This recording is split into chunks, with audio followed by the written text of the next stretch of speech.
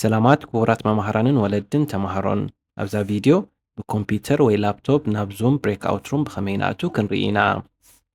መጀመርታ መምህር ጸጋይ ወይ መምህራንና ዝሰደዱልና ሊንክ ንጥውቓ ምስ ጠወቕናያ ቁሩብ ንጽበያ ከምዚ ክመጸልና እዩ። ኣብዚ ሕጂ ጆይን ንመርጽ ቅድም ትኺልና ኢና ናብ ክላስና ንኣቱ ነርና። ሕጂ ግን መጀመርታ ናብ ቢግ ቼንጅ ቀንዲ ክላስያ ከተእትወና ናብ ክላስና ክንኣቱ እንተደሊና ኣብዛ ታሕቲ ነዛ ጆይን ብሬክኣውት ሩም ትብል ዘላ ንጥውቓ ከምዚ ኸኣ ናይ ክላሳት ሊስት ተምጸልና ቀጺልና ስም ናይ መምህርና ደሊና ጆይን ጠዊቕና የስ ንመርጽ ናብ ክላስና ኸኣ ተእትወና።